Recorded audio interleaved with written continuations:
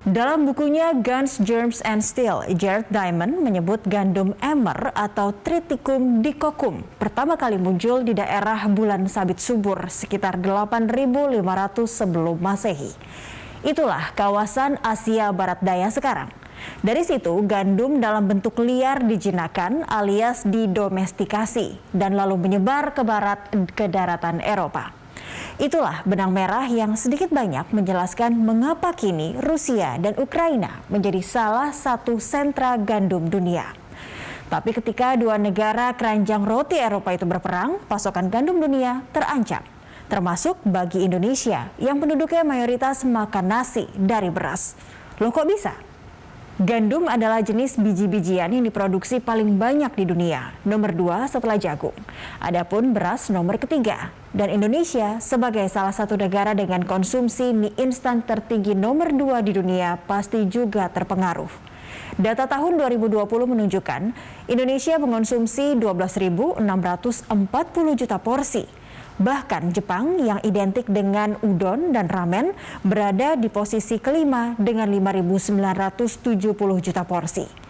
Di atas negeri kita ada Tiongkok, negeri yang dianggap sebagai nenek moyang atau asal muasal mie dengan konsumsi hampir 4 kali lipat Indonesia.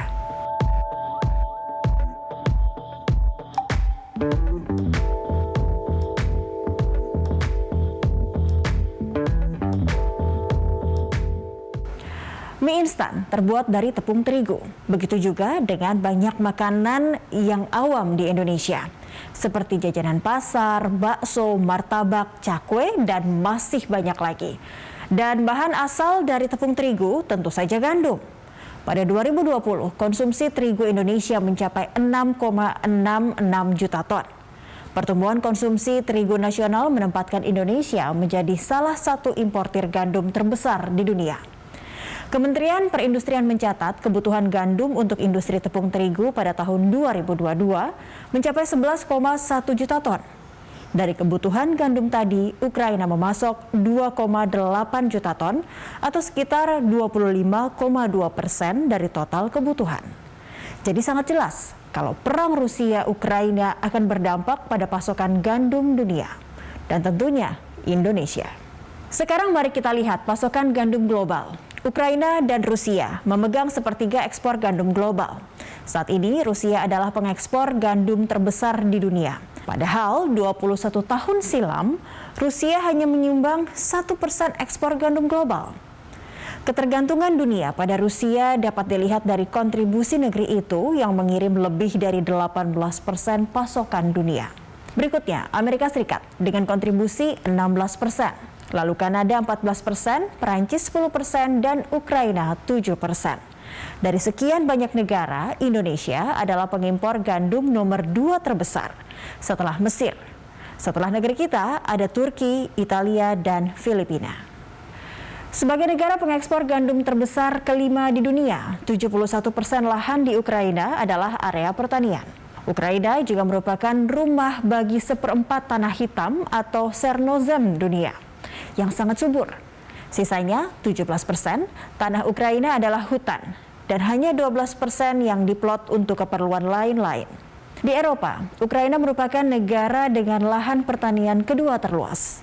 Inggris berada di posisi pertama, sementara Moldova, Denmark, dan Irlandia juga masuk ke dalam 5 besar. Laut Hitam adalah kunci geoekonomi untuk Rusia dan Ukraina yang sangat mengandalkan pelabuhan untuk ekspor produk pertanian dan industri.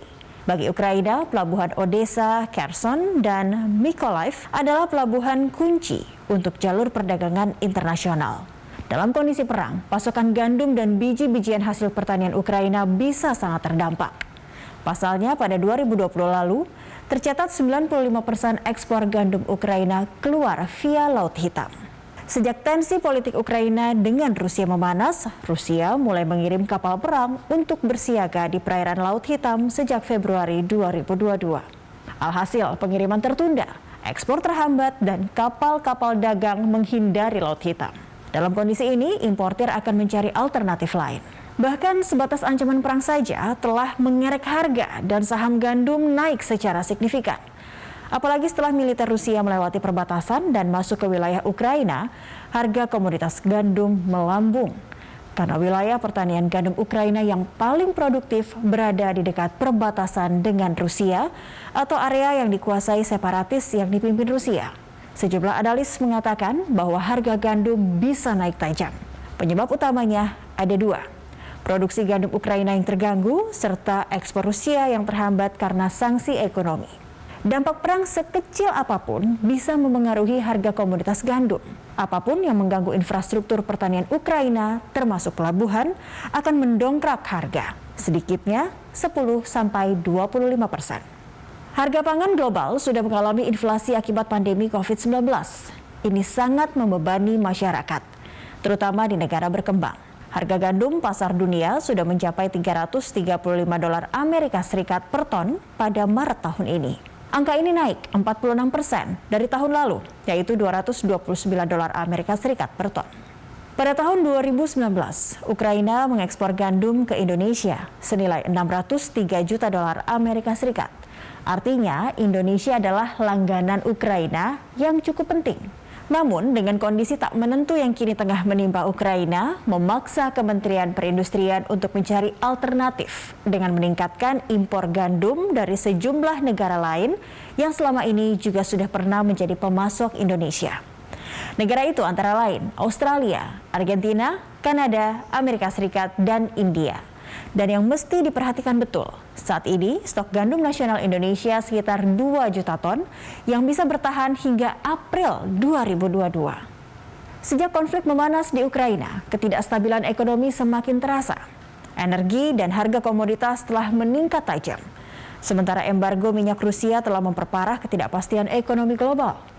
Meskipun harga pangan sudah melambung sejak pandemi COVID-19 menerpa dunia, kisruh di Laut Hitam menambah masalah. Dan walaupun produksi agrikultur Rusia tidak langsung terdampak perang seperti dialami Ukraina, namun sanksi ekonomi terhadap Rusia tetap akan berpengaruh besar pada ekspor impor komoditas lain. Misalnya, embargo minyak impor dari Rusia bisa mengerek harga transportasi naik secara signifikan. Alhasil, bukan hanya gandum yang harganya naik, tapi segala hal yang harus lalu lalang menggunakan transportasi berbahan bakar minyak.